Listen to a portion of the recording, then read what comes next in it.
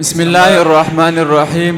بسند المتصل منا إلى الإمام الحافظ الحجة أمير المؤمنين في الحديث أبي عبد الله محمد بن إسماعيل في البخاري رحمه الله. بھائی ذرا تمیز سے بولو تاکہ آواز صحیح آئے. یہ آپ لوگ کی یادگار ویڈیوز ہیں، یہ ساری یوٹیوب پہ جائیں گی آپ لوگ کی یادگار. حدیث نمبر 3340.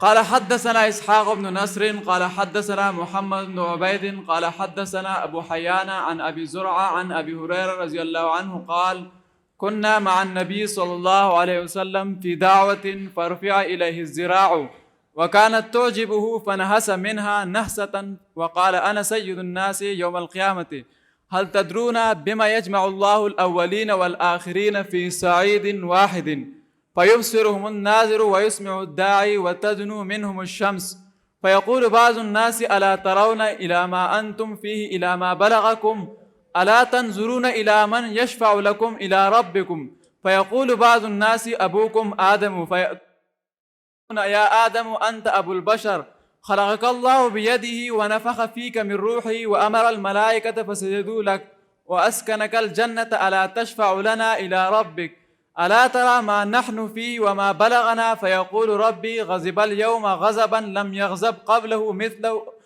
ولا يغضب بعده مثله ونهاني عن الشجرة فعصيت نفسي اذهبوا إلى غير اذهبوا إلى نوح فيأتون نوحا فيقول يا نوح أنت أول الرسل إلى أهل الأرض وسماك الله عبدا شكورا ألا ترى إلى ما نحن فيه ألا ترى إلى ما بلغنا ألا تشفع لنا إلى ربك فيقول ربي غضب اليوم غضبا لم يغضب قبله مثله ولا يغضب بعده مثله نفسي ائت النبي فيأتوني فأسجد تحت العرش فيقال يا محمد ارفع رأسك واشفع تشفع وسل تعطى قال محمد بن عبيد لا أحفظ سائره. چلیں بسم اللہ الرحمن الرحیم. حدیث نمبر 3340.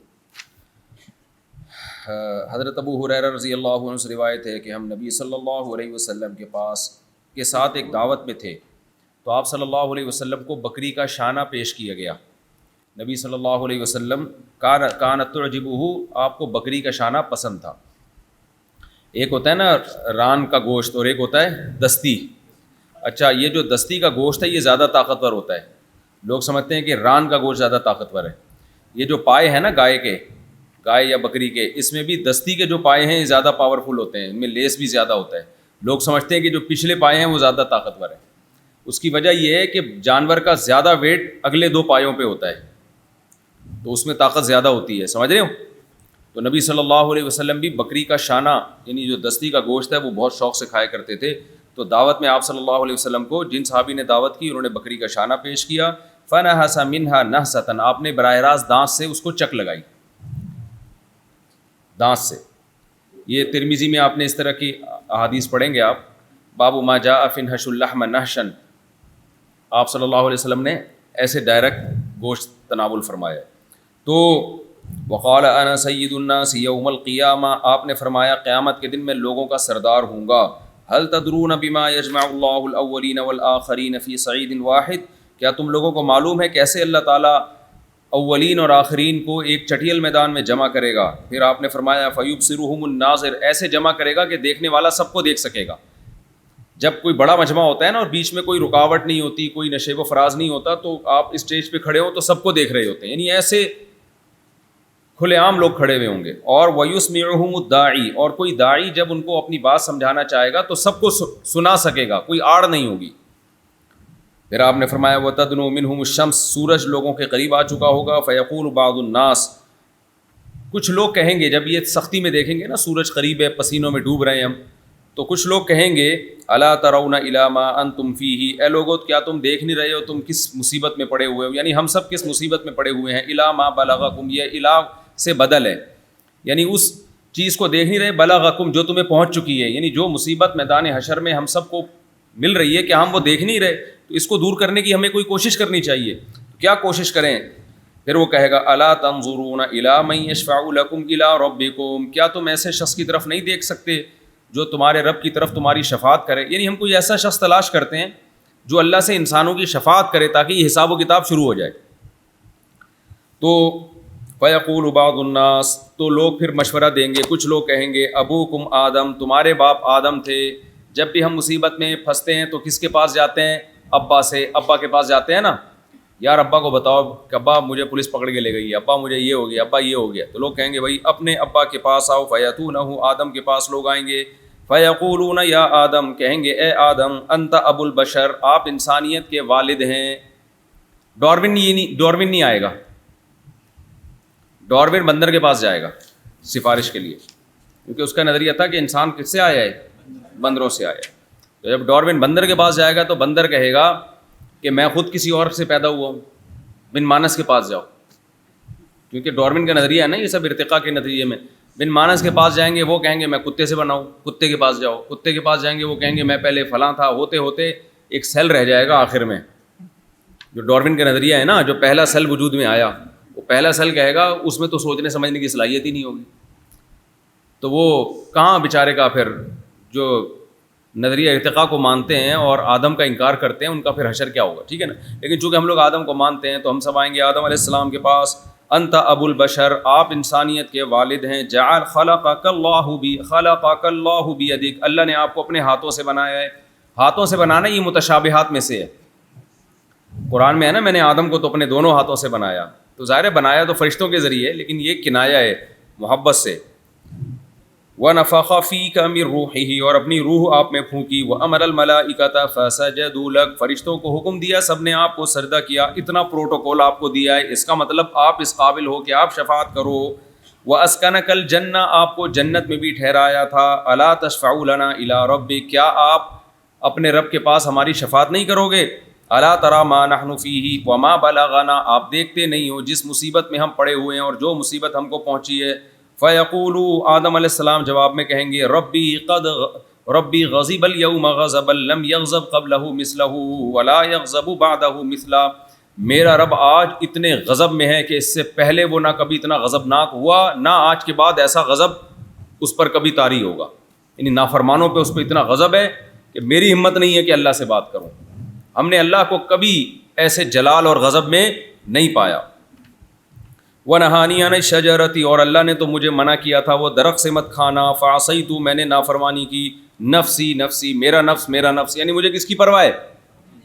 تقدیری عبارت کچھ بھی محذوف نکال سکتے ہو، بعض لوگوں نے یہ نکالی ہے کہ نفسی احق ان یشفع لہا، میرا نفس اس بات کے زیادہ لائق ہے کہ اس کے لیے سفارش کی جائے، میں تو خود کوئی سفارشی تلاش کر رہا ہوں کہ میری بخشش ہو جائے، سمجھتے ہو؟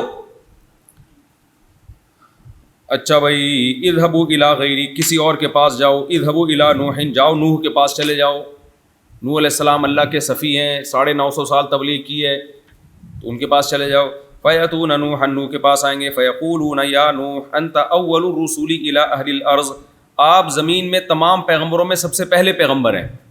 بھائی پہلے تو آدم علیہ السلام تھے نا، لیکن آبادی نہیں تھی نا، تو آبادی جب دنیا میں ہوئی ہے اور شرک دنیا میں پھیلا ہے تو توحید کے لیے سب سے پہلے پیغمبر کون تھے؟ نوح علیہ السلام۔ یہ مقام آپ کو عطا کیا ہے اللہ نے۔ وَسَمَّاكَ اللَّهُ عَبْدًا شَكُورًا، اور اللہ نے آپ کو شکر گزار بندہ کہا ہے قرآن مجید میں۔ کتنی بڑی فضیلت ہے یار، اللہ خود کسی کو کہہ دے یہ شکر گزار ہے۔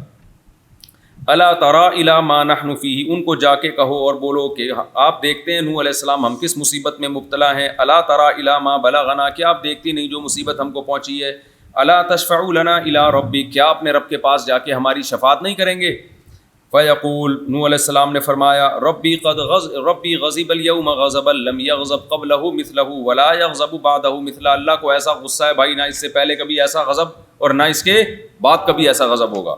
نفسی نفسی، مجھے اپنے نفس کی پرواہ ہے، تو میں تو خود اس بات کے لائق ہوں کہ میری شفاعت کی جائے۔ ایت النبی صلی اللہ علیہ وسلم، جاؤ پیغمبر صلی اللہ علیہ وسلم کے پاس۔ یہ مختصر حدیث، لمبی حدیث کا ٹکڑا، اس میں اور پیغمبروں کا بھی ذکر ہے دوسری حدیث میں، تو راوی نے اختصار کیا۔ حدیث کا ایسے ہوتا ہے نا، ایک پہلو ایک راوی بیان کرتے ہیں، دوسرا پہلو دوسرے راوی۔ دوسری حدیث میں تفصیل ہے، ابراہیم علیہ السلام کے پاس، موسیٰ علیہ السلام کے پاس، سب کے پاس آئیں گے، سب بتائیں گے بھائی ہم سے خطا ہوئی، ہم سے تو یہ ہوا، ہمیں تو اس کی فکر ہے۔ فیاتوننی، نبی نے فرمایا لوگ میرے پاس آئیں گے، فاسجد تحت العرش، میں عرش کے نیچے سجدہ کروں گا۔ دوسری حدیث میں آتا ہے 7 دن 7 راتوں کے برابر سجدہ ہوگا، دنیا کے 7 دن اور 7 راتیں، اتنا لمبا سجدہ۔ فیقال کہا جائے گا یا محمد صلی اللہ علیہ وسلم، اے محمد ارفع راسک اپنے سر کو اٹھائیے، واشفع تشفع آپ شفاعت کیجئے آپ کی شفاعت کو قبول کیا جائے گا، وسل تعطى آپ مانگیں آپ کو دیا جائے گا۔ قال محمد بن عبید لا احفظ صائرہ، محمد بن عبید جو حدیث کے راوی کہتے ہیں پورا واقعہ مجھے محفوظ نہیں ہے، یعنی اور بھی ڈیٹیل میں ہے لیکن مجھے اتنا ہی یاد ہے۔ تو دوسری حدیثوں میں اس کی تفصیل ہے کہ آپ صلی اللہ علیہ وسلم اللہ کی حمد و ثنا کریں گے، جب لوگ نبی کے پاس آئیں گے تو نبی فرمائیں گے ہاں ہاں میں ہی اس کا حقدار ہوں کہ آج اللہ میری شفاعت کو قبول کرے گا۔ چلو بھائی آگے حدیث پڑھو۔ حدیث نمبر 3341 وبه قال حدثنا نصر بن علي قال أخبرنا أبو أحمد عن سفيان عن أبي إسحاق عن الأسود بن يزيد عن عبد الله بن مسعود رضی اللہ عنہ۔ اچھا وہ واقعی بات صحیح ہے کہ عبداللہ سے مراد عبداللہ بن مسعود ہوتے ہیں حدیث میں، ٹھیک ہے نا، چلیں۔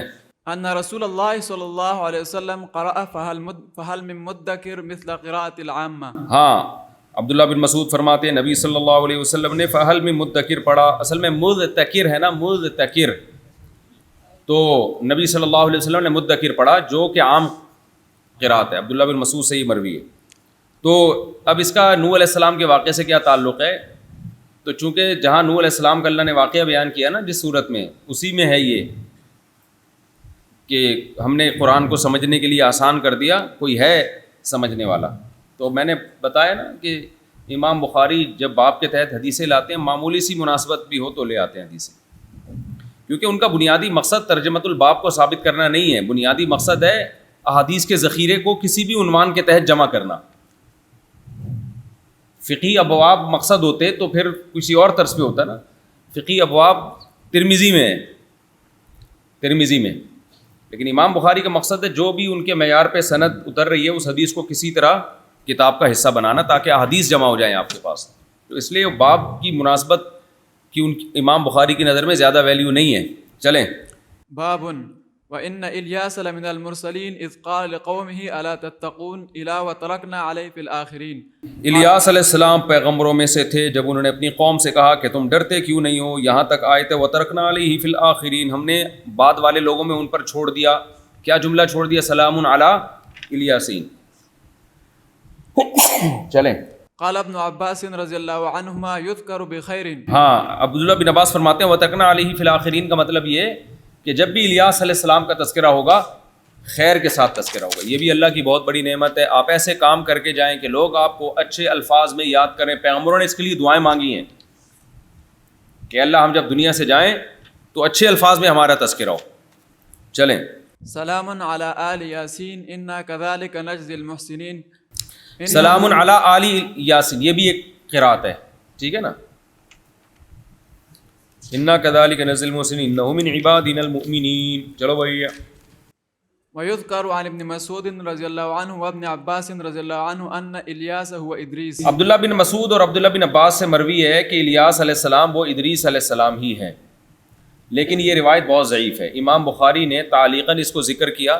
اچھا امام بخاری جب تعلیقاً روایت ذکر کرتے ہیں تو وہ روایت ہوتی ہے جو امام بخاری کی نظر میں صحیح ہوتی ہے، لیکن یہاں یذکروا فعل مجہول کے ساتھ لانا اس کی طرف اشارہ ہے کہ امام بخاری کی نظر میں بھی یہ کمزور روایت ہے، سمجھ رہے ہو؟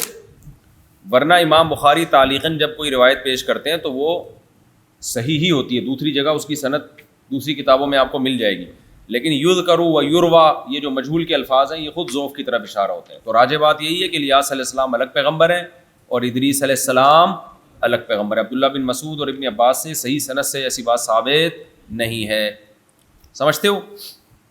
چلو بھائی۔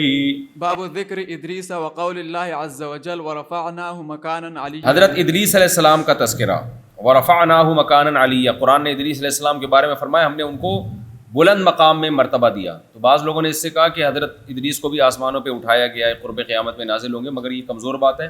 صحیح بات یہ کہ یہاں مکان مرتبہ دینے سے مراد ہے مرتبہ ان کے نہیں، عزت ان کو دی ہم نے اور آخرت میں اونچا مقام دیا، یہ مطلب ہے۔ باقی ادریس علیہ السلام کا زمانہ کون سا ہے؟ تو نوح علیہ السلام سے بھی پہلے ادریس علیہ السلام آئے ہیں، قدیم ترین پیغمبروں میں سے ہیں، سمجھ رہے ہو؟ چلو۔ حدیث نمبر 3342 وبه قال حدثنا عبدان قال أخبرنا عبد الله قال حدثنا يونس عن الزهري تحويل وقال حدثنا أحمد بن ہم اس کو ایسے پڑھتے تھے عن الزہری حا قال وحدثنا. قال حدثنا أحمد. آپ کو جیسے دوسری کتابوں میں پڑھ رہے ہو اسی طرح ہی پڑھو, اسی طرح پڑھ رہے ہیں تحویل. چلو ٹھیک ہے, چلو بھائی. قال حدثنا عنبسة قال حدثنا يونس عن ابن شهاب قال أنس بن مالك رضي الله عنه كان أبو ذر يحدث أن رسول الله صلى الله عليه وسلم قال فرج سقف بيتي وأنا بمكة فنزل جبرائيل ففرج صدري ثم غسله بماء زمزم ثم جاء بطست من ذهب ممتلئ حكمة وإيمانا فأفرغها في صدري ثم أطبقه ثم أخذ بيدي فعرج بي إلى السماء فلما جاء إلى السماء الدنيا قال جبرائيل لخازن السماء افتح. قال من هذا؟ قال هذا جبرائيل. قال ما معك أحد؟ قال معي محمد صلى الله عليه وسلم. قال أرسل إليه؟ قال نعم. ففتح فلما علونا السماء إذا رجل عن يمينه أسودة وعن يساره أسودة فإذا نظر قبل يمينه ضحك وإذا نظر قبل شماله بكى فقال مرحبا بالنبي الصالح والابن الصالح. قلت من هذا يا جبرائيل؟ قال هذا آدم وهذه الأسودة عن يمينه وعن شماله نسم بينه فأهل اليمين نسم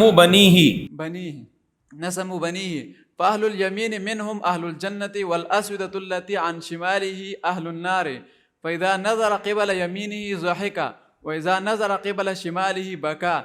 ثم عرج بي جبرائيل حتى أتى السماء الثانية فقال لخازن افتح فقال له خازنها مثل ما قال الأول ففتح. قال أنس فذكر أنه وجد في السماوات إدريس وموسى وعيسى وإبراهيم ولم يثبت لي كيف منازلهم غير أنه قد ذكر أنه قد وجد آدم في السماء الدنيا وإبراهيم في السادسة. وقال أنس فلما مر جبريل بإدريس قال مرحبا بالنبي الصالح والأخ الصالح. فقلت من هذا؟ قال هذا إدريس. ثم مررت بموسى فقال مرحبا بالنبي الصالح والأخ الصالح. قلت من هذا؟ قال هذا موسى. ثم مررت بعيسى فقال مرحبا بالنبي الصالح والأخ الصالح. فقلت من هذا؟ قال عيسى. ثم مررت بإبراهيم فقال مرحبا بالنبي الصالح والابن الصالح. قلت من هذا؟ قال هذا إبراهيم. قال ابن شهاب وأخبرني ابن حزم أن ابن عباس رضي الله عنه وأبا حية الأنصاري كانا يقولان قال النبي صلى الله عليه وسلم ثم عرج بي جبريل حتى ظهرت لمستوى أسمع صريف الأقلام. قال ابن حزم وأنس بن مالك قال النبي صلى الله عليه وسلم ففرض الله علي 50 صلاة فرجعت بذلك حتى أمر بموسى فقال موسى ما الذي فرض ربك على أمتك؟ قلت فرض عليهم 50 صلاة. قال فراجع ربك فإن أمتك لا تطيق ذلك. فراجعت ربي فوضع شطرها. فرجعت إلى موسى فقال راجع ربك فذكر مثله فوضع شطرها. فرجعت إلى موسى فقال ذلك ففعلت فوضع شطرها. فرجعت إلى موسى فأخبرته فقال راجع ربك فإن أمتك لا تطيق ذلك. فراجعت ربي فقال هي 5 وهي 50 لا يبدل القول لدي. فرجعت إلى موسى فقال راجع ربك فقلت قد استحييت من ربي. ثم انطلق حتى أتى بي السدرة المنتهى فغشيها ألوان لا أدري ما هي. ثم أدخلت الجنة فإذا فيها جنابذ اللؤلؤ وإذا ترابها المسك. سبحان اللہ. حدیث نمبر 3347. حضرت انس ابن مالک رضی اللہ عنہ فرماتے ہیں کہ ابو ذر رضی اللہ عنہ یہ حدیث بیان کیا کرتے تھے. اس سے پتہ چلتا ہے صحابی بھی صحابی سے سن کے آگے بیان کرتے ہیں بہت سے واقعات. ابو ذر رضی اللہ عنہ نے بتایا کہ نبی صلی اللہ علیہ وسلم یہ بیان کرتے تھے کہ میں مکہ میں تھا کہ میرے گھر کی چھت کو کھول دیا گیا. فنزل جبریل نازل ہوئے اور انہوں نے میرے سینے کو چاک کیا اور اسے زمزم کے پانی سے دھویا. پھر ایک سونے کی تشتری لے کر آئے ممتلئن حکمتاً و ایماناً جو ایمان اور حکمت سے بھری ہوئی تھی. فافزعها فی صدری تو ایمان اور حکمت میرے سینے کے اندر رکھ دی اور پھر سینے کو اطبقہ بند کر دیا. ثم اخذ بیدی فعرج بی الی السماء پھر مجھے ہاتھ سے پکڑ کے آسمان کی طرف لے گئے.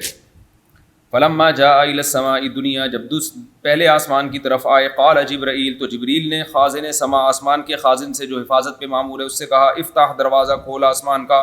قال من هذا فرشتے نے پوچھا کون ہے؟ قال هذا جبرائیل تو بتایا کہ یہ جبرائیل ہے. قال ما معك احد آپ کے ساتھ کون ہے؟ کیا ما معك احد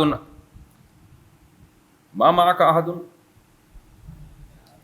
یعنی من معك احد آپ کے ساتھ کون ہے، کوئی ہے؟ قال معي محمد، میں نے کہا محمد صلی اللہ علیہ وسلم۔ قال ارسل الیہ، کیا یہ پیغمبر ہے، ان کی طرف وحی آتی ہے؟ جبریل نے کہا ہاں۔ ففتح، دروازہ کھول دیا۔ فلما علونا السماء، جب ہم آسمان پہ اوپر جانے لگے، اذا رجل عن یمینہ اسودۃ وعن یسارہ اسودہ، اسودہ سواد کی جمع آتی ہے، سواد سیاہی کو کہتے ہیں لیکن شخص کو بھی کہتے ہیں، کوئی بھی بندہ ہو نا انسان، اس کو بھی کہتے ہیں۔ تو اسودہ ایک شخص میں نے دیکھا جس کے دائیں طرف بہت سے لوگ، وعن یسارہ اسودہ، بائیں طرف بھی بہت سارے لوگ۔ فاذا نظر قبل یمینہ ضحکا، جب اس شخص نے دائیں طرف دیکھا تو ہنس پڑے۔ وَإِذَا نَظَرَ قِبَلَ شِمَالِهِ بَكَى، بائیں طرف دیکھا تو اس مخلوق کو دیکھ کر رو پڑے۔ فَقَالَ مَرْحَبًا بِالنَّبِيِّ الصَّالِحِ وَالِابْنِ الصَّالِحِ، تو مجھے دیکھ کے کہنے لگے مرحبا اس نبی کے لیے جو نیک پیغمبر ہے اور اس بیٹے کے لیے جو نیک بیٹا ہے۔ قُلْتُ مَنْ هَذَا يَا جبرائیل، میں نے پوچھا اے جبرائیل یہ کون ہے جو مجھے ایسے مرحبا کہہ رہے ہیں؟ جبریل نے فرمایا هذا آدم، یہ آدم علیہ السلام ہے۔ وَهَذِهِ الْأَسْوِدَةُ عَنْ يَمِينِهِ وَعَنْ شِمَالِهِ، اور یہ جو وَهَذِهِ الْأَسْوِدَةُ عَنْ يَمِينِهِ وَعَنْ شِمَالِهِ نَسَمُ بَنِيهِ، یہ جو دائیں بائیں کراؤڈ ہے نا اتنا بڑا، یہ آپ کی اولاد کی روحیں ہیں، سمجھ رہے ہو؟ آپ کی اولاد کی نسمہ روح کو کہتے ہیں، یہ آپ کی اولاد کی روحیں، یعنی آدم علیہ السلام کی اولاد کی روحیں۔ فَأَهْلُ الْيَمِينِ مِنْهُمْ أَهْلُ الْجَنَّةِ، جو رائٹ سائڈ پہ ہیں وہ سارے جنتی ہیں۔ وَالْأَسْوِدَةُ الَّتِي عَنْ شِمَالِهِ أَهْلُ النَّارِ، جو لیفٹ سائڈ پہ روحیں ہیں وہ ساری کے ساری وہ ہیں جو جہنم میں جائیں گی۔ فَإِذَا نَظَرَ قِبَلَ يَمِينِهِ ضَحِكَ، آدم علیہ السلام جب اپنے دائیں، کیا ہو گیا بھائی؟ آدم علیہ السلام جب اپنے دائیں طرف دیکھتے ہیں روحوں کو تو ان کو دیکھ کے ہنس پڑے، اپنی اولاد کو دیکھ کے خوش ہوئے۔ وَإِذَا نَظَرَ قِبَلَ شِمَالِهِ بَكَى، اور جب اپنے لیفٹ سائڈ پہ دیکھا تو ان روحوں کو دیکھ کر رو پڑے گا، ان کو ترس آیا نا کہ ساری میری اولاد کہاں جائے گی؟ جہنم میں۔ ثم عرج بی جبرائیل حتی اتی السماء الثانیہ، پھر جبریل مجھے دوسرے آسمان پہ لائے۔ خازن سے کہا دروازہ کھولیں، وہی کچھ ہوا جو پہلے ہوا تھا۔ حضرت انس فرماتے ہیں کہ ابو ذر نے یہ بتایا کہ پہلے آسمانوں میں نبی صلی اللہ علیہ وسلم کی ملاقات ادریس، موسیٰ، عیسیٰ، ابراہیم علیہم السلام سے ہوئی، ان تمام پیغمبروں سے ملاقات ہوئی، اور مجھے یہ نہیں بتایا کہ ان کی کون کون سے آسمان پہ ہوئی، ٹھیک ہے نا، کیف منازلہم، غیر انہ قد ذکر انہ قد وجد فی السماء الدنیا و ابراہیم فی السادسۃ، ہاں دنیاوی آسمان میں اور چھٹے آسمان میں ابراہیم علیہ السلام کو پایا انہوں نے، سمجھ رہے ہو؟ آدم علیہ السلام کو پہلے آسمان میں اور ابراہیم علیہ السلام کو چھٹے آسمان میں پایا۔ وقال انس فلما مر جبرائیل بادریس، حضرت انس فرماتے ہیں جب جبریل نبی کو لے کر ادریس علیہ السلام کے پاس سے گزرے تو ادریس علیہ السلام نے فرمایا مرحبا بالنبی الصالح والاخ الصالح، مرحبا بھائی، خوش آمدید وہ پیغمبر جو نیک ہے اور وہ بھائی جو نیک ہے۔ بھائی اس لیے کیا کہ سب آدم علیہ السلام کی اولاد میں ہیں۔ فقلت من ھذا، میں نے جبریل سے پوچھا یہ کون ہے؟ جبریل نے فرمایا ادریس۔ پھر ہم موسیٰ کے پاس سے گزرے، حضرت موسیٰ نے فرمایا مرحبا بالنبی الصالح والاخ الصالح، نیک بھائی کو خوش آمدید اور نیک پیغمبر کو خوش آمدید۔ قلت من ھذا، میں نے جبریل سے پوچھا یہ کون ہے؟ جبریل نے فرمایا موسیٰ ہیں۔ نبی کو کتنی خوشی ہوئی ہوگی نا، حضرت موسیٰ کا کتنا تذکرہ قرآن میں آیا، کتنی جگہ، تو نبی صلی اللہ علیہ وسلم نے جب بالمشافہ حضرت موسیٰ کو دیکھا ہوگا تو کتنی خوشی ہوئی ہوگی۔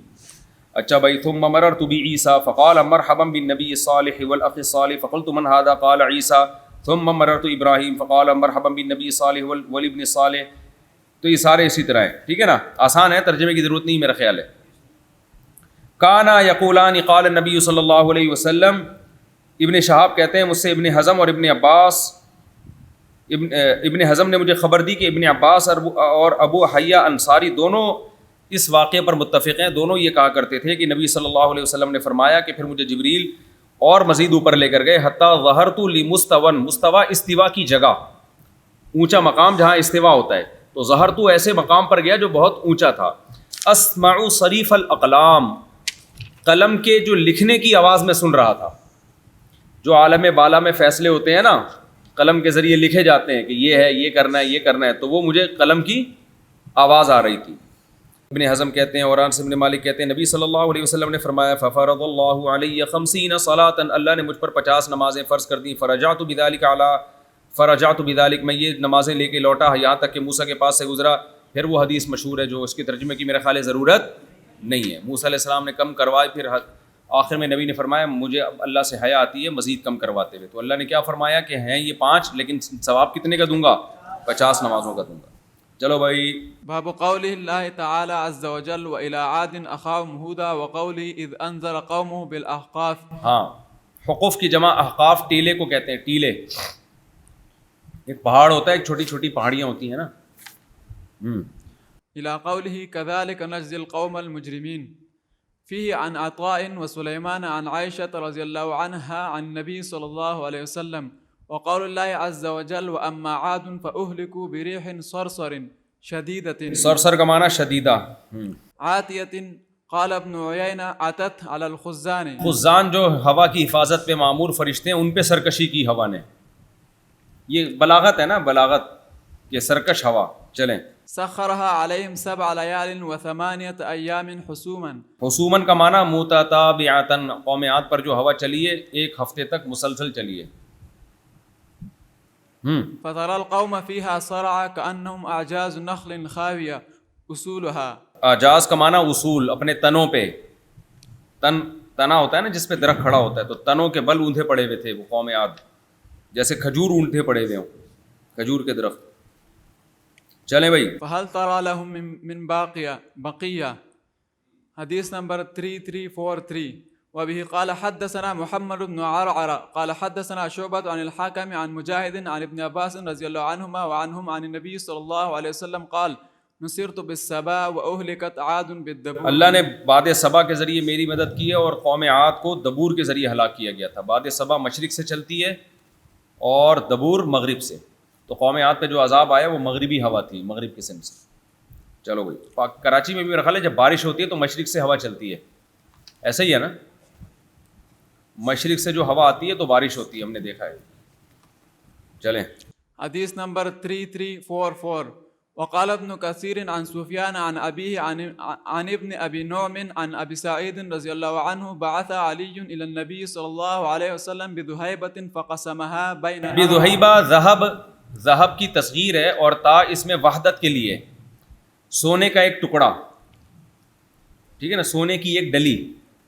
اصل میں تو ذهب ہے نا, تو تا وحدت کے لیے لگی ہوئی ہے اس میں. ذهيبة سونے کی ایک ڈلی حضرت علی نے میدان جنگ میں تھی, غنیمت کے طور پہ نبی صلی اللہ علیہ وسلم کے پاس بھیجی. جی. الاقرع بن حابس الحنظلی ثم المجاشعی وعیینة بن بدر الفزاری وزید الطائی ثم احد بنی نبہان. ثم احد بنی نبہان کا مطلب یہ کہ ان قبیلوں سے ان کا تعلق, یعنی بڑا قبیلہ بنو نبہان تھا, پھر اس کے ذیلی قبیلہ, پھر اس کا ذیلی قبیلہ. تو 4 کافروں کے بڑے بڑے سردار تھے اور غیر مسلم تھے, ان کو آپ نے وہ صدقہ دیا زکوٰۃ میں. اس وہ جو سونے کی ڈلی تھی نا اس میں سے ان 4 کو دیا آپ نے. وعلقمة بن علاهة العامري ثم أحد بني كلاب فغضبت قریش والانصار. قریش اور انصار کو غصہ آیا, سب کو نہیں, چند لوگوں کو. قرآن و سنت میں بعض دفعہ نسبت سب کی طرف ہوتی ہے لیکن مراد اس سے چند لوگ ہوتے ہیں. تو راوی پھر وہ سامنے والے کی سمجھ پہ اس کو چھوڑ دیتا ہے, ڈیٹیل بیان نہیں کرتے کہ سامنے والے سمجھدار ہیں. تو قریش اور انصار میں چند لوگوں کو غصہ آیا کہ بھئی یہ تو کافروں کو, جو کافروں کے سردار ہیں, نبی نے ان کو زکوٰۃ دے دی, ان کو صدقہ دے دیا. فقالو, وہ کہنے لگے, یعطی صنادید اہل نجد ویدع. ہاں بھئی نجد کے جو بڑے بڑے سردار, عظیم القوم کو سندید کہا جاتا ہے, تو نجد کے بڑے بڑے سرداروں کو دیا جا رہا ہے اور ہمیں نہیں, ہم پرانے لوگ ہیں بھائی, ہم نے جہاد کیا, ہم نے یہ کیا, تو یہ کیا بات ہے, یہ شیطان وسوسہ ڈال دیتا ہے نا. قال انما اتالفهم, نبی نے فرمایا بھائی میں ان کی تعلیف کے لیے, ان کو اسلام سے قریب کرنے کے لیے. تو زکوٰۃ کا ایک مصرف مؤلفۃ القلوب بھی ہے کہ جو اسلام کے بڑے بڑے دشمن ہیں, اگر آپ سمجھتے ہیں ان کو دینے سے وہ اسلام کے قریب آ جائیں گے, ان کے دل نرم پڑ جائیں گے, تو ان کو بھی زکوٰۃ دینا جائز ہے. لیکن یہ نبی کے دور میں تھا, اس پر امت کا اجماع ہے کہ نبی کے دنیا سے جانے کے بعد یہ حکم منسوخ ہو گیا. اجماع بھی تو مضبوط دلیل ہے نا, تو اب نہیں دیا جا سکتا کیونکہ اللہ تعالیٰ نے اسلام کو غلبہ دے دیا. اب دنیا میں بہت مسلمان ہیں, تو اگر کوئی نہیں ہوتا مسلمان تو اتنا بڑا مسئلہ نہیں ہے. غریبوں کی فکر پہلے کرنی چاہیے ہمیں. چلیں بھائی. فاقبل رجل غائر العینین مشرف الوجنتین ناتئ الجبین. جی ہاں, ایک بندہ آیا غائر العینین, خطرناک شکل کا تھا نا, اس کی آنکھیں اندر کو دھسی ہوئی تھی. یہ بہت امپورٹنٹ حدیث ہے, اس کو اچھی طرح سمجھو. مشرف الوجنتین, اس کے یہ جو دو رخسار تھے اوپر کو, آنکھیں اندر کو دھسی ہوئی, یہ والے پورشن باہر نکلے ہوئے تھے. ناتی الجبین, اور جو پیشانی تھی وہ بھی ابھری ہوئی تھی آگے کو, آنکھیں اندر سے دھسی ہوئی ہیں اور ماتھا آگے کو نکلا ہوا ہے. کث اللحیہ, بہت گھنی داڑھی. محلوق, سر منڈا ہوا, سر پہ کیا تھا, اس طرح چلا ہوا تھا. فقال اتق اللہ یا محمد معاذ اللہ, نبی کو آ کے کہنے لگے اللہ سے ڈرو. وہ شخص آ کے کہنے لگا نبی صلی اللہ علیہ وسلم کو اللہ سے ڈرو. فقال من یطیع اللہ اذا عصیت, آپ نے فرمایا بتاؤ اگر میں اللہ کی نافرمانی کروں گا تو فرما برداری کون کرے گا پھر. یعنی تم اللہ سے ڈرو تو تم اس لیے کہہ رہے ہو جیسے میں نے اللہ کی نافرمانی کی ہو. ایأمننی اللہ علی اہل الارض فلا تأمنونی, کہ اللہ مجھے اہل زمین پر, اللہ نے مجھ پہ اعتماد کیا تو کیا تم مجھ پہ اعتماد نہیں کر سکتے. یعنی وہ شخص اسلام کا دعوے دار تھا, دعویٰ اسلام کا کر رہا تھا, لیکن نبی کو آ کے کہنے لگا کہ آپ اللہ سے ڈرو, آپ یہ کیا کر رہے ہو, اتنی سخت بے ادبی ہے نا. تو نبی نے کیا فرمایا کہ اگر اللہ مجھ پہ زمین میں اعتماد کر کے مجھے نبوت دے رہا ہے تو تم لوگ اعتماد نہیں کرو گے. یعنی اگر میں کوئی کام کر رہا ہوں تو اس میں میرا کوئی ذاتی مفاد تھوڑی ہے. تو یہ اس طرح کے سرپھرے ہر دور میں ہوتے ہیں. آگے چلتے ہیں ہم, چلو بھائی آگے. فسأله رجل قتله احسب خالد بن الولید. ہاں, ایک شخص نے کہا یا رسول اللہ اجازت دیں میں اس کی گردن اڑا دوں, یہ کیسے بدتمیزی سے بات کر رہا ہے. اور جس نے اجازت مانگی تو راوی کہتے ہیں میرا خیال ہے کہ خالد ابن ولید تھے, وہ نبی نے قتل کرنے سے منع کر دیا. دیکھو نبی صلی اللہ علیہ وسلم بہت سارے پہلوؤں سے سوچتے تھے, ہماری طرح نہیں. ہم لوگ جیسے بالکل ہم کہتے ہیں ہم تو عشق مصطفیٰ میں پاگل ہیں, بد دیوانے ہیں, تو پاگل پنے میں وہ کام کر رہے ہوتے ہیں جس سے بجائے لوگوں کے دل میں نبی کی قدر بیٹھے, اسلام کی محبت بیٹھے, الٹا اور اسلام کی نفرت بیٹھنا شروع ہو جاتی ہے. تو پاگلوں کا کوئی دین نہیں ہوتا. ہمیشہ تمام پہلوؤں پہ غور کر کے فیصلہ کرنا چاہیے. تو نبی صلی اللہ علیہ وسلم نے قتل سے منع کیا, لیکن کتنی بڑی گستاخی, کتنی بڑی بے ادبی تھی. تمام پہلوؤں پہ غور کیا نا آپ نے کہ اگر قتل کر دیا جائے تو نتیجہ کیا نکلے گا. اس کے جو قبیلے کے لوگ ہیں ان کے دل میں دشمنی پیدا ہوگی. ہم لوگوں کو اسلام کے قریب کر رہے ہیں, قریب ہونے کے بجائے دور ہو جائیں گے. تو ایک بے ادب اور بدتمیز کو برداشت کر لیا جائے دوسروں کی خاطر, یہ زیادہ اچھا ہے بنسبت اس کے کہ ایک کو مار کے اور بہت سے مخلص لوگوں کو دور کر دیا جائے. تو آپ صلی اللہ علیہ وسلم ہر پہلوؤں سے غور کیا کرتے تھے, اور نہ آپ نے اس پہ کفر کا فتویٰ لگایا. یہ جو علماء کا عقیدہ ہے نا, جو عقیدے کی کتابوں میں لکھا ہوا ہے کہ کفر کسی شخص میں 100 پہلو نکلتے ہوں کسی کے عمل کے, 99 پہلو ایسے ہوں جس سے لگتا ہو کہ یہ کافر ہے, لیکن ایک پہلو ایسا ہو جس میں تعویل ممکن ہو تو اس کو مسلم قرار دیا جائے گا. تو یہاں بھی یہی ہے کہ وہ نبی صلی اللہ علیہ وسلم کو یہ تو کہہ رہا ہے آپ اللہ سے ڈریں, لیکن کفر بواہ کا ارتکاب نہیں کر رہا. صاف لفظوں میں نہیں کہہ رہا کہ آپ خدا کے پیغمبر نہیں ہیں, یعنی جتنی باتیں کر رہے ہیں ان میں تعویل کا امکان ہے. اب آپ کہیں گے بھائی تعویل کیسے ہو سکتی ہے, وہ تو کہہ رہے ہیں یا رسول اللہ آپ اللہ سے ڈریں, اس کا مطلب اس کا یہ عقیدہ ہے کہ نبی گناہ بھی کر سکتے ہیں. تو اس میں تعویل یہ ہو سکتی ہے بھائی گناہ نہیں ہو سکتا, نبی سے خلاف اولا کام ہو سکتا ہے, تو نبی کو خلاف اولا کام سے بچنے کا حکم دے رہا ہے, تو تعویل ہو سکتی ہے نا. تو جب تک تعویل ممکن ہے آپ صلی اللہ علیہ وسلم نے اس کو کافر قرار نہیں دیا. اور آپ دیکھو کہ ہمارے ہاں ذرا سے معمولی سا پہلو بھی ہوتا ہے نا, کافر قرار دے دیتے ہیں اس کو. یہ بہت خطرناک بات ہے. چلیں, اور بنی اسرائیل میں تو اور زیادہ مسئلہ ہے. یعنی بنی اسرائیل نے تو جو موسیٰ علیہ السلام کو ستایا جس طریقے سے, اس کی بھی تعویلات کی موسیٰ علیہ السلام نے, اور کافر قرار نہیں دیا ان کو. جس طرح بنی اسرائیل نے ستایا نا موسیٰ علیہ السلام کو, وہ تو سیدھا سیدھا کفر معلوم ہوتا ہے جس طرح کی وہ باتیں کیا کرتے تھے, لیکن اس کے باوجود اس میں کیا کیا ہے کہ تعویلات کی گئی ہیں, ان کو نافرمان قرار دیا, کافر نہیں قرار دیا. ویسے بھی موسیٰ علیہ السلام بنی اسرائیل کو کافر قرار دیتے تو موسیٰ علیہ السلام کو بچتا کیا, پھر تھوڑے سے ویسے ہی لوگ تھے وہ اور تھوڑے سے ہو جاتے, کیا خیال ہے, وہ بھی مدد چھوڑ دیتے بھائی ہم بھی کافر ہیں, فرعون بھی کافر, تو بس پھر آپ جائیں فرعون جانے, کیا خیال ہے بھائی. تو آج کل لوگ جس طرح سے مسلمانوں کو کافر قرار دے رہے ہیں نا, تو جنت میں 8-10 لوگ ہی رہ جائیں گے جو جنت میں جائیں گے, تو دال چاول کھا رہے ہوں گے وہاں جا کے. وہ ایک آدمی کو خواب آیا نا کہ جنت میں گیا تو لوگ دال چاول کھا رہے ہیں, جہنم میں گیا تو دیگیں چل رہی ہیں. اس نے لوگوں سے فرشتوں سے پوچھا یہ کیا ہے بھائی, جنت میں دال چاول اور جہنم میں دیگیں. تو فرشتوں نے بولا اب 4 آدمیوں کے لیے جنت میں کیا دیگیں پکائیں, کیا بندہ ہی نہیں ہے جنت میں. بندائی مارکیٹ سے کیا ہے؟ تو پروگرام تو ہمارا یہی تھا کہ جنت میں دیگیں بنیں گی اور حوریں ہوں گی اور یہ سب ہوگا، لیکن بندائی شارٹ ہے تو اب 4 آدمیوں کے لیے تھوڑی اتنے بڑے بڑے ٹھیکے دیے جاتے ہیں. تو اب اس لیے تو ہماری رائے، یعنی ہم لوگ جو ہمارا جو طرز عمل ہے نا کافر قرار دینے میں، اس سے یہی لگتا ہے کہ 2-4 آدمی ہی جنت میں جائیں گے. چلو بھائی. فلما ولى قال ان من ذئذي هذا او قال في عقب هذا. ہاں بہت اہم حدیث ہے. جب وہ جانے لگا تو آپ نے فرمایا ان من ذئذی هذا، اس کی نسل میں سے، او قال عقیبی هذا، عقیب کا معنی بھی یہی ہے نسل، اس کے پیچھے جو لوگ پیدا ہوں گے، قوما ایسی قوم پیدا ہونے والی ہے، یقرؤون القرآن، جو قرآن کی خوب تلاوت کریں گے، نیک لوگ ہوں گے یعنی دیکھنے میں، لیکن لا یجاوز حناجرہم، وہ قرآن ان کے حلق سے نیچے نہیں اترے گا، اوپر سے قرآن کی آیتیں ہوں گی، اس کے اصل مفہوم ان کو معلوم نہیں ہوگا. اور یمرقون من الدین مروق السهم من الرمیہ، جیسے تیر کمان سے نکلتا ہے ایسے یہ دین سے نکل جائیں گے. یعنی ظاہری حلیہ ان کا بہت زبردست. دوسری حدیثوں، یہ خوارج ہے نا، دوسری حدیثوں میں ان کی اور ڈیٹیل آئی ہے کہ بڑے نیک ہوں گے، تم ان کی عبادت کو دیکھ کر اپنی عبادت کو کم سمجھنا شروع کرو گے، سر منڈا کے رکھیں گے. سر منڈانا اس کی علامت ہوگی دنیا سے بے رغبتی، سمجھ رہے ہیں؟ یہ اس کی علامت ہوگی ان کو دنیا سے، بال ہوتے ہیں تو شو بازی میں آتا ہے نا، تو ایسے نیک پرہیزگار لیکن امت میں فساد کا ذریعہ بنیں گے. یہ جو ہر مسجد میں کوئی دیندار ہوتا ہے نا بہت نیک، جو امام کو ہر وقت تنگ کر کے رکھتا ہے، یا ہر حکومت میں ایسے لوگ ہوتے ہیں جو گورنمنٹ کو ہر وقت عذاب میں ڈال کے رکھتے ہیں، اور ان کا مقصد خیر خواہی نہیں ہوتا، ملکی قانون کو توڑ رہے ہوتے ہیں، جذبہ پیچھے اسلام کا ہوتا ہے. لیبل کس کا ہوتا ہے؟ اسلام کا. بغاوتیں کرتے ہیں اسلامی ملکوں میں، لیبل یہ لگاتے ہیں ہم اسلامی خلافت قائم کر رہے ہیں، لیکن اس سے خلافت قائم ہونے کے بجائے جو تھوڑی بہت اسلامی طاقت اور قوت ہے وہ بھی ختم ہو رہی ہوتی ہے.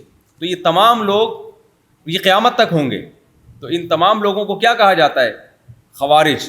ان کی ایک بڑی علامت اسی حدیث میں آگے آ رہی ہے، یقتلون اہل الاسلام ویدعون اہل الاوثان، یہ مسلمانوں کا قتل کریں گے، بت پرستوں کو چھوڑ دیں گے. یہ آج دنیا میں جتنی تحریکیں اسلام کے نام پہ مسلح بغاوتیں چل رہی ہیں ان میں یہ کامن چیز ہے، کوئی غیر مسلم ریاست ان سے نہیں ڈرتی، اور مسلمان ریاستوں کا بیڑا غرق کیا ہوا ہے انہوں نے. آپ دیکھ لیں جتنی بھی ہیں، یعنی وہ بات کریں گے ہم خلافت قائم کریں گے. بھائی خلافت پھر آپ غیر مسلم ریاست میں کرو نا. نہیں کہتے پہلے ہم اپنے لوگوں سے، یہ منافق ہیں ان سے لڑیں گے ہم. تو یار منافقت یہ کم از کم زبان سے تو اسلام کہتے ہیں نا. جو غیر مسلم ہیں وہ ریاستیں تو اسلام کو مانتی نہیں ہے، تو وہاں کرو. وہاں جواب میں کہتے ہیں وہاں ہم میں طاقت نہیں ہے لڑنے کی، وہاں ہمارے پاس وسائل نہیں ہیں. تو جواب یہ ہے کہ پھر یہاں بھی تو وسائل نہیں ہے نا. تو فوراً پلٹ جاتے ہیں، کہتے ہیں بھائی وسائل تھوڑی، ہم تو مکلف ہیں جہاد کے، جو ہمارے بس میں ہم وہ کریں گے، اور جو اللہ کے بس میں، جو اللہ کر سکتا ہے وہ اللہ کرے گا. یعنی جہاں مسلمانوں کو مارنے کی بات آتی ہے تو پھر اسباب اور وسائل کو نہیں دیکھتے، گراؤنڈ ریئلٹی کو نہیں دیکھتے کہ اس کے رزلٹ کیا نکلے گا.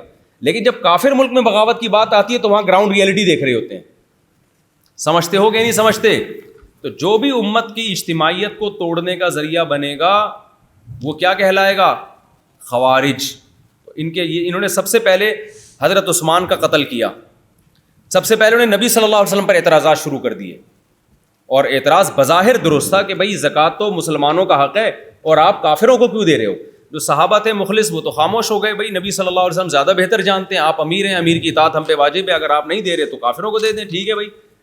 لیکن ان کو کیا ہوا؟ جا کے بد تہذیبی شروع کر دی. خوارج میں ایک بڑی آپ کو کامن چیز نظر آئے گی، یہ تمام علماء اور اکابر کے ساتھ بدتمیزی سے بہت پیش آتے ہیں. ان میں تمیز کیا ہو جاتی ہے؟ ختم. کسی عالم کسی بزرگ کا ان کے دلوں میں احترام نہیں ہوتا. یہ بھی ان میں ایک کامن چیز ہے. پھر انہی کی نسلوں میں جو لوگ پیدا ہوئے انہوں نے حضرت عثمان کی پالیسیوں پہ اعتراض کیا.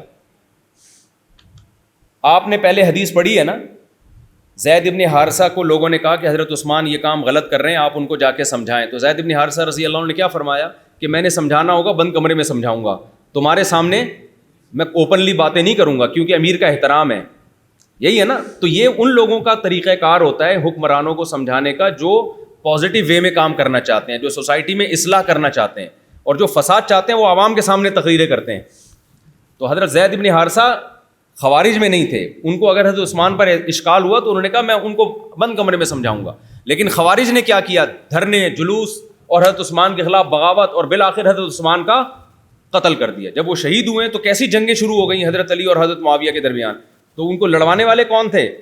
حضرت علی اور معاویہ کو اصل میں بیسیکلی خوارج تھے. یہ ایسے کام کرتے ہیں جس سے مخلص لوگ آپس میں لڑ پڑتے ہیں.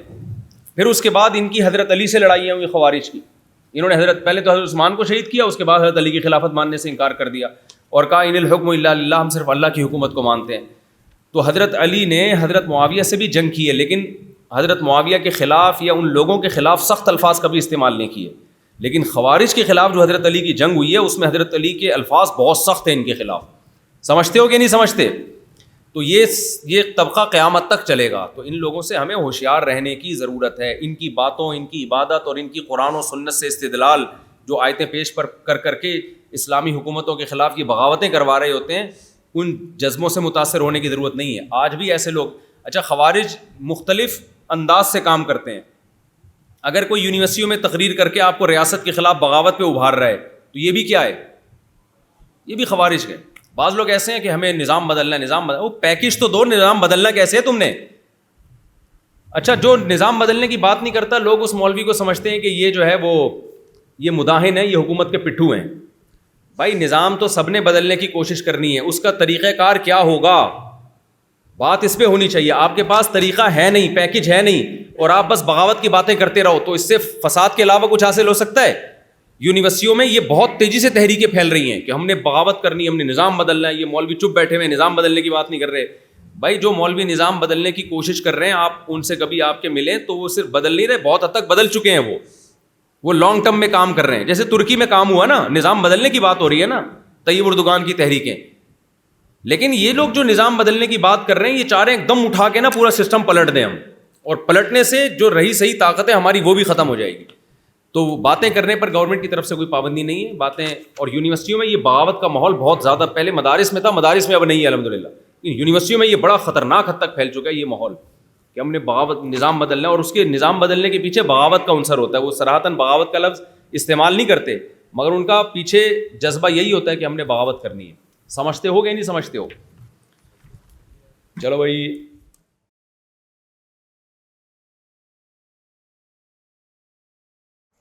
بسم اللہ الرحمن الرحیم. باب ما جاء فی الوضوء مرتن مرتن. تو یہ کہ بار دیگر چند ابواب ہے جس میں وضو کے حوالے سے یہ بات بیان کی گئی ہے احادیث کی روشنی میں کہ وضو کے اعضاء ایک ایک بار بھی دھوئے جا سکتے ہیں, دو دو بار بھی, اور تین تین بار بھی. اور یہ بھی ہو سکتا ہے کہ ایک ہی وضو میں کچھ اعضاء ایک بار دھوئے جائے, کچھ دو بار, کچھ تین بار. تو کسی نے اگر اس طرح وضو کیا ہے جو بے ترتیب سے لگ رہی ہے تو بھی اس کا وضو ہو جائے گا. تو یہ تمام طریقے حضور صلی اللہ علیہ وسلم سے خود ثابت ہے کہ انہوں نے ایسا کیا ہے. اب عام معمول مبارک جو تھا حضور کا وہ تو یہی تھا کہ 3 بار ہی اعضاء دھونے ہیں اور تمام اعضاء کو 3 بار ہی دھونے ہیں. عام معمول تو وضو کا یہی تھا. یہ باقی طریقے صرف بیان جواز کے لیے ارشاد فرمایا ہے کہ یہ ہے کہ مختلف مکس کر کے یا ایک بار 2 بار 3 بار اس طریقے سے.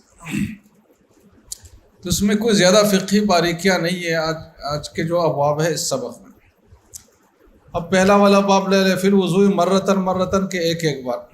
اب ایک ایک بار کا مطلب کیا ہے کہ اعضاء ایک ایک بار دھوئے, لیکن عضو کو ایک بار دھونے کا مطلب کیا ہے؟ کیونکہ ایک بار دھونا آپ اس کو بھی کہہ سکتے ہیں نا کہ پورا لوٹا اٹھایا اور ہاتھ کے اوپر ڈال دیا اور ایک ہی بار میں ہو گیا. اس کی کم سے کم فقہی مقدار بھی کوئی ہونا چاہیے نا, نقطے کی بات کہ اس سے کم ہو گیا تو دھونا ہوگا ہی نہیں, اور اس سے زیادہ ہو گیا تو وہ پھر زیادہ شمار ہوگا. تو فقہاء نے وہ نقطہ بتایا ہے, وہ یہ ہے کہ عضو پر اتنا پانی بہایا جائے کہ اس سے 3-4 قطرے ٹپک جائے. کسی بھی عضو پر اتنا پانی اگر بہایا جائے کہ اس سے چند قطرے ٹپکے تو اس کو غسل کہا جائے گا, اس کو ایک بار دھونا کہا جائے گا. تو کم سے کم مقدار یہ ہے. اب دیکھیں جہاں پانی کم ہونا تو اس طرح مسائل کے وہاں بہت زیادہ ضرورت پیش آتی ہے. اگر اس طرح وضو کریں گے احتیاط کے ساتھ تو آپ جو ہے نا مطلب 3-4 گلاس میں 2-3 گلاس پانی میں ہی آپ وضو کر سکتے ہیں. لیکن ہماری طرح وضو کریں گے تو آدھی بالٹی تک پہنچ جائے گی میرے خیال میں, اس سے بھی زیادہ ہو سکتی ہے. اگر آپ واش روم کے اس کو بھی ملائیں پھر تو بالٹی یقینی ہے، ایک بالٹی. تو یہ جہاں پانی وافر ہے، لیکن جب کم ہو جائے تو ہمیں پھر ضرورت پڑے گی. آدھی دنیا ان جیسے مسائل کا شکار ہے. تو غسل مرتن کا کم سے کم مفہوم یہ ہے. کون بتائے گا؟ میں نے کیا بتایا؟ غسل مرتن کا کم سے کم مفہوم کیا ہے جناب؟ کہ اس عضو کے تمام اجزاء کو اب گیلا کر لے، کوئی جگہ رہ نہ جائے، اور اتنا گیلا ہو جائے کہ اس سے چند قطرے پانی ٹپکے بھی. حدثنا ابو قریب وحناد وقتيبة قالوا حدثنا وكيع عن سفيان وحدثنا محمد بن بشار قال حدثنا يحيى بن سعيد قال حدثنا سفيان زهير بن اسلم عن عطاء بن يسار عن ابن عباس رضي الله تعالى عنه وعنهم اجمعين ان النبي صلى الله عليه وسلم توضأ مرة. یہ ان النبی صلی اللہ علیہ وسلم سے یاد آیا کہ ایک مصری کاتب ہے، مصنف ہے، مصطفیٰ محمود. کیا نام ہے اس کا؟ ان کی ایک سیرت پر چھوٹی سی کتاب ہے، لیکن سیرت کو جس انداز سے انہوں نے لیا ہے نا، وہ بہت ہی ایک عجیب سٹائل ہے مطلب. اور اس سے آپ کو یعنی بالکل ایک تو ہمارے ایمان کا حصہ ہے نا، لیکن اگر آپ مومن نبی ہو، لیکن اگر آپ وہ سنیں گے، وہ کتاب پڑھیں گے، تو آپ کو پیغمبر کے بارے میں یہی بات سمجھ آئے گی کہ یہ آدمی اگر پیغمبر نہیں ہے نا، تو یہ ایسا انسان ہو ہی نہیں سکتا. اس کے ممکن ہونے کی توجیہ ہی یہی ہے کہ اس کو پیغمبر مانیں، ورنہ ایسا انسانی جو استطاعت ہے، تحمل ہے، صلاحیت ہے، جو بھی چیزیں آپ لے لیں، اس کی روح سے ایسا انسان ممکن نہیں ہے، الا یہ کہ اس کو اللہ کی تائید حاصل ہو اور اللہ کی طرف سے مبعوث ہو، اس کو وہی ہوتی. تو وہ یوٹیوب پر موجود ہے صوتی انداز میں بھی. کتابوں کے پڑھنے کا ایک اچھا طریقہ میں آپ کو بتاؤں کہ یوٹیوب پر عربی کا بہت سارا مواد پڑھا گیا ہے، باقاعدہ کتابیں پڑھی گئی ہے اس مقصد کے لیے تاکہ کوئی مطالعہ کرنا چاہے وہ دیکھ نہیں سکتا تو وہ سن سکے. تو اس پہ یہ کتاب ہے، تو وہاں سے بھی آپ سن سکتے ہیں، اور کتاب مطلب اس سے بھی کر سکتے ہیں. مصنف کا نام یاد رکھے، مصطفیٰ محمود. اس کی اور بھی بڑی اچھی تحریرات ہیں. ان نبی صلی اللہ علیہ وسلم توضأ مرتن کہ ایک بار حضور نے وضو کیا. اور فی الباب عن عمر و جابر و بریدہ و ابی رافع بن الفاقع قال بعث حدیث ابن عباس احسن شيء في هذا الباب واصح وروى رشدين بن سعد وغير هذا الحديث عن الضحاك بن شرحبيل عن زید بن اسلم عن ابيه عن عمر بن الخطاب. اب رشدین کی روایت میں اور اوپر والے سند میں کیا فرق ہے جناب؟ جلدی بتاؤ. زبردست کہ وہ حضرت ابن عباس سے اوپر والے سند میں انتہا ہے نا روایت کی، اور رشدین کی روایت میں کس سے ہے؟ حضرت عمر بن الخطاب سے ہے کہ ان النبی صلی اللہ علیہ وسلم توضأ مرتن ولیس ھذا بشیء. یہ رشدین والے بات صحیح نہیں ہے. حضرت عمر اس حدیث کے راوی نہیں ہے. کون ہے اس کے راوی؟ ابن عباس ہی ہے. وہ صحیح ما روى ابن عجلان و هشام بن سعد و سفیان الثوری جو اوپر والے حضرات ہیں، و عبدالعزیز بن محمد عن زید بن اسلم عن عطاء بن یسار عن ابن عباس عن النبی صلی اللہ علیہ وسلم. تو یہ ابن عباس کے مسانید میں سے ہے، نہ کہ حضرت عمر کے. اور یہ غلطی ہوئی ہے رشدین ابن سعد سے. رشدین ابن سعد یہ بڑے صوفی قسم کے بزرگ تھے. یہ 188 ہجری میں فوت ہوئے ہیں. کس ہجری میں؟ تو مطلب یہ کہ تابعین کے زمانے کے آدمی تھے، لیکن ان کے بارے میں محدثین کے ایک جملہ ہے کہ کان من الصالحین فادرکتہ غفلۃ الصالحین. یہ صوفی سیدھے سادے بزرگ تھے، سیدھے سادے مزاج کے، ہر ایک پر اعتماد کرتے تھے، ہر آدمی کو اپنی طرح سیدھا سادہ صحیح سمجھتے تھے. تو اس کی وجہ سے ان سے پھر غلطیاں بھی ہو گئی. مطلب لوگوں کے جانچ پرکھ نہیں کرتے تھے. جو آدمی زیادہ نیک ہونا اور زیادہ سادہ مزاج ہو تو وہ ہر آدمی کو ایسے ہی سمجھتا ہے، تو وہ دھوکے میں بھی آ سکتا ہے کسی اور کے. تو یہ مطلب ہے کان من الصالحین فادرکتہ غفلۃ الصالحین. لہٰذا اس کی وجہ سے یہ حدیث میں ضعیف بن گئے.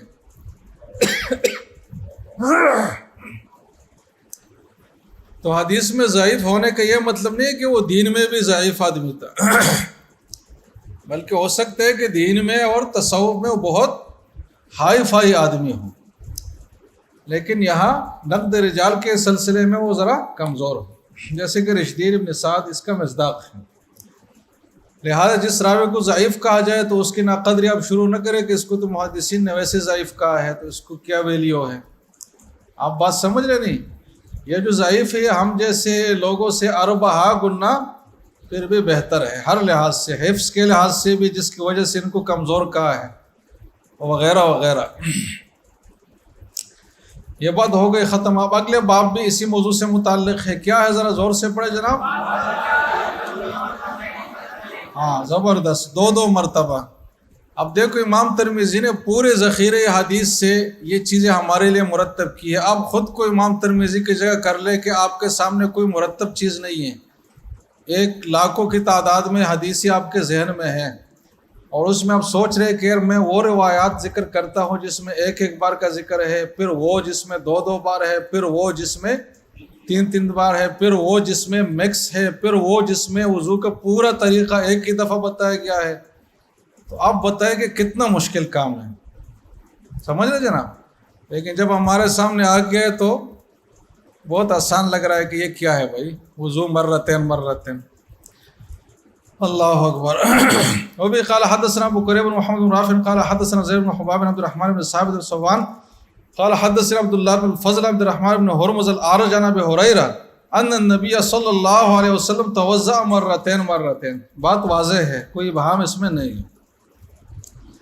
قال ابو عيسى هذا حديث حسن غريب لا نعرف الا من حديث ابن ثوبان عبد الله بن الفضل وهذا اسناد حسن صحيح وفي الباب عن جابر وقد روي عن ابي هريره ان النبي صلی اللہ علیہ وسلم توضأ ثلاثا۔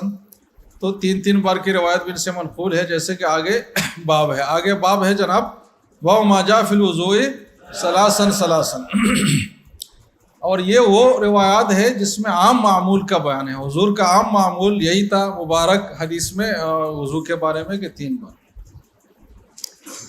وہ بھی قال حدثنا محمد بن بشار قال حدثنا الرحمن بن مهدي سفيان بن اسحاق عن ابي حية عن علي ان النبي صلى الله عليه وسلم توضأ ثلاثا وفي الباب عن عثمان والربيع وابن عمر وعائشة وابي أمامة ابي رافع عبد الله بن عمر معاوية ابي هريرة رضي الله عنهم اجمعين جابر عبد الله بن زيد وابي ذر قال ابو عيسى حديث علي احسن شيء في هذا الباب واصح۔ تو دیکھو ایک چیز سے متعلق کتنی روایات ہیں جس کو وہ فی الباب میں حوالہ دیتے ہیں، اور اس میں حصر بھی نہیں ہے، ان کے وہ فی الباب کے علاوہ بھی بہت ساری روایات ہیں جس کے امام ترمذی نے تذکرہ نہیں کیا۔ تو اسلام ایک کتنا غنی مذہب ہے، کتنا مالدار مذہب ہے، ہر چیز کے حوالے سے کتنا بڑا علم کا ذخیرہ اپنے متبعین کو دیا ہے کہ آپ کوئی تشنگی محسوس نہ کرے کہ آپ کے پاس چیزوں کا علم نہیں۔ آپ کو اللہ نے مکلف تو بنایا لیکن بتایا نہیں کہ کیسے میرے عبادت کرنی ہے، تو یہ اس کی وضاحت کے لیے ہے۔ والعمل على هذا عند عامة اہل العلم ان الوضوء يجزئ مطلب یکفی مرتن۔ تو اس میں کسی کا اختلاف نہیں کہ ایک بار بھی کافی ہے، اور ایک بار کی بھی میں نے آپ کو کم سے کم مقدار بتایا جو ہمارے ذہن میں کچھ بھی نہیں ہے، لیکن حقیقت شریعت میں اس کا اعتبار ہے۔ پھر ایک بار سے 2 بار افضل ہے، اور پھر 2 بار سے 3 بار افضل ہے۔ تو گویا کہ 1 بار 2 بار 3 بار یہ سنیت اور فضیلت کے درجات ہیں۔ تو اگر آپ کو پانی وافر مقدار میں مل رہا ہے تو آپ 3 بار کریں، اگر اس سے کم ہے تو 2 بار، اگر اس سے بھی کم ہے تو 1 بار، اگر وہ بھی نہیں ہے تو پھر تیمم کریں، اگر تیمم بھی نہیں ہے تو اس کا بھی حل موجود ہے۔ وہ افضل الثلاث ولیس بعد شیء، اس کے بعد کوئی چیز نہیں ہے۔ ہاں 3 کے بعد کوئی فضیلت کا مرتبہ نہیں ہے کہ آپ 4 مرتبہ کریں گے تو مزید فضیلت حاصل ہوگی، بلکہ 3 کے بعد الٹی گنتی شروع ہوتی ہے کہ اس کے بعد فضیلت کم ہونا، ختم ہونا شروع ہوتا ہے۔ جیسے کہ آج کل جو مبالغہ کرنے والے لوگ ہیں تو 3 بار کو تو کچھ سمجھتے ہی نہیں، جیسے کہ طلاق میں بھی لوگ 3 طلاق سے کم کو تو کچھ سمجھتے ہی نہیں، شروع ہی 3 طلاق سے کرتے ہیں۔ پھر جب طلاق دے رہے تھے تو مفتی سے پوچھتے کہ ہم نے تو طلاق دے دیا، ہمارا تو خیر یہی تھا کہ یہ وہ فلاں۔ تو ہر چیز میں ہمارا افراط توق کا سلسلہ چل رہا ہے۔ تو کہتے کہ ولیس بعدہ شیء، کیا مطلب لیس بعدہ شیء؟ کہ 3 کے بعد کوئی فضیلت کے درجات نہیں ہے کہ اس سے آپ کو مزید ثواب ملے گا، بلکہ الٹا ہے کہ گناہ ملے گا۔ وقال ابن المبارک، امام ابن المبارک نے فرمایا ہے کہ لا آمن اذا زاد فی الوضوء علی الثلاث ان یأثم، کہ مجھے اس سے بے خوفی نہیں ہے، مطلب مجھے اس کا قوی خدشہ ہے کہ اگر زیادہ کرے گا 3 بار سے تو کیا ہوگا جناب، گناہگار ہوگا، اس لیے کہ وہ اسراف میں آئے گا۔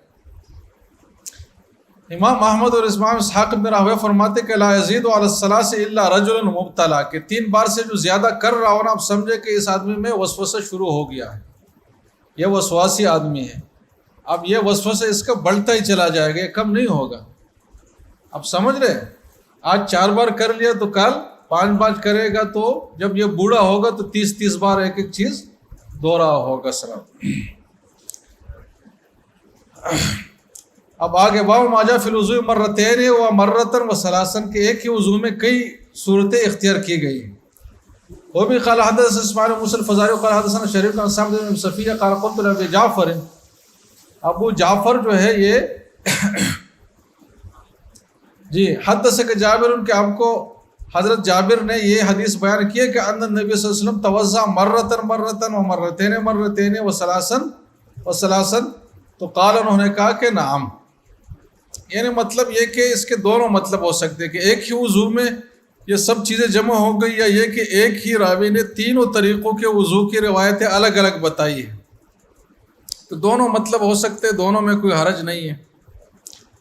قال ابو عیسیٰ وروى وکیع هذا الحديث عن ثابت بن صفیہ قال قلت لابی جعفر حدثك جابر ان النبي صلی اللہ علیہ وسلم توضا مرة مرة قال نعم حدثنا بذلك حناد وقتيبة قال حدثنا وكيع عن ثابت وهذا اصح من حديث شريك لانه قد روي من غير وجه هذا عن ثابت نحو روایت وکیع، اور شریک جو ہے کثیر الغلط آدمی ہے، شریک ابن عبداللہ، اور ثابت ابن ابی صفیہ جو ہے اس کا نام ہے ابو حمزہ الصومالی، اور یہ جو راوی ہے یہ بھی بہت کمزور راوی ہے، بلکہ یہ رافضی تھا۔ تو حدیث کی سند میں 2 قسم کے راوی آتے ہیں، شیعہ اور رافضی۔ تو شیعہ ہونے کا کوئی اتنا خطرناک معنی نہیں ہے، محدثین کے سند میں جب کوئی آئے اور اس کے بارے میں کہے کہ یہ شیعہ تھا، تو شیعہ کا مطلب کوئی خطرناک معنی نہیں ہے جیسے کہ آج کل شیعہ باز ہوتے ہیں، بلکہ اس کا مطلب صرف اتنا تھا کہ یہ اہل بیت کی محبت کا اظہار بہت زیادہ برملا کرتا تھا، اور زیادہ سے زیادہ یہ مطلب ہو سکتا ہے کہ وہ حضرت علی کو شیخ خیر سے افضل سمجھتا تھا، جس کو افضلیہ کہا جاتا ہے مطلب۔ لیکن جو صحابہ پر طعن و تشنیع کرے اور سب و شتم اور یہ چیزیں، تو یہ شیعہ میں نہیں ہوتی تھی۔ یہ جو کام کرنے والا ہوتا تھا تو وہ رافضی ہوتا تھا۔ یہ جو ثابت ابن ابی صفیہ تھا نا، اس کے بارے میں افسوس کے ساتھ یہ کہ یہ رافضی بھی تھا، لہٰذا یہ روایت بہت زیادہ کمزور ہے۔ تو اگلا باب پھر صحیح ہے جس میں چند سب طریقوں کو جمع کیا گیا۔ باب فی من توضا بعض وضوء مرتين وبعض ثلاثا، کے بعض وضو 2 مرتبہ کیا، بعض 3 کیا۔ وہ بھی قال حدثنا ابن عمر قال حدثنا سفیان بن عیینہ عمرو بن یحییٰ عن ابیہ عن عبد الله بن زید ان النبی صلی اللہ علیہ وسلم توضا فغسل وجهه ثلاثا وغسل يديه مرتين۔ دیکھو چہرہ 3 بار دھویا اور ہاتھ 2 بار۔ یہ ایسا نہیں کہ کیف متفق ہوا، بلکہ وہ پیغمبر تھے، ہر چیز ان کا نوٹیبل تھا، اور وہ خود بھی سمجھ رہے تھے کہ میری چیزیں نوٹ کی جانے والی ہے، یہ امت تک پہنچے گی، تو قصداً و عمداً انہوں نے ایسا کر لیا تاکہ تشریح کا حصہ بنے۔ وغسل رجلیہ، اور پاؤں بھی دھویا۔ قال ابو عیسیٰ ھذا حدیث حسن صحیح وقد ذکر فی غیر حدیث ان النبی صلی اللہ علیہ وسلم توضا بعض وضوء مرۃ وبعضہ ثلاثا۔ تو مجموعی طور پر گوئے کہ سب باتیں آ گئی کہ ایک ہی وضو میں 1 بار 2 بار 3 بار، تینوں کو اب جمع کریں۔ وقد رخص بعض اہل العلم فی ذلک، اس میں بھی اجازت دی گئی ہے، لم یروا بأسا ان یتوضا الرجل بعض وضوء ثلاثا وبعض مرتين او مرۃ۔ اب بات سمجھ رہے ہیں؟ اب یہ طریقے آپ کیف متفق نہیں کریں گے، بلکہ آپ تو پانی کے حساب سے کریں گے نا، کیونکہ آپ پیغمبر نہیں ہیں، آپ اپنے معروض حقیقت کے لحاظ سے ایک صورت پر عمل کریں گے۔ اب اگلے باب میں پھر مجموعی وضو کا طریقہ بتایا گیا ہے۔ تو دیکھو کتنے ایک ایتھنٹک ترتیب سے چلے آ رہے ہیں، ایک ایک جزیات بتائی، اس کے حوالے سے روایات، اب آخر میں ایک روایت جامع قسم کی جس میں وضو کا پورا طریقہ بتایا گیا ہے۔ تو اس لیے اس پہ عنوان بھی لگایا کہ بابن فی وضوء النبی صلی اللہ علیہ وسلم کیف کان، کہ حضور کا عام طور پر وضو کیسا تھا اور مجموعی وضو کی کیفیت کیسی بھی. جی جناب. وبی قال حدثنا قتيبة وحناد قال حدثنا ابو الاحوص عن ابي اسحاق عن ابي حية قال رأيت عليا توضأ. حضرت علی کو میں نے دیکھا کہ انہوں نے وضو فرمایا. اور اس کے بارے میں یہ بات آئی ہے دوسری روایات میں کہ عصر کے بعد یہ واقعہ پیش آیا اور ایسا نہیں تھا کہ حضرت علی کا وضو نہیں تھا، خالص سکھانے کی نیت سے یہ وضو انہوں نے لوگوں کے سامنے کر لی، بنائی تاکہ لوگ سیکھ لے طریقہ. تو رأیت علیٰ توضأ فغسل کفیہ حتی انقاہما، پہلے اپنے ہاتھوں کو، ہتھیلیوں کو مطلب ہاتھوں کو دھویا. یہ ایسے بالٹی میں اس طرح ایک بڑے برتن میں پڑا ہوا پانی تھا، اس سے وضو کر رہے تھے. تو پہلے اس سے پانی لے کر پھر دوسرا تیسرا تو اچھے طریقے سے دونوں ہاتھوں کو صاف کر لیا. ثم مضمض ثلاثاً، پھر منہ میں 3 بار پانی ڈالا اور گھمایا. واستنشق ثلاثاً، پھر ناک میں. وغسل وجهه ثلاثاً، پھر 3 بار چہرہ دھویا.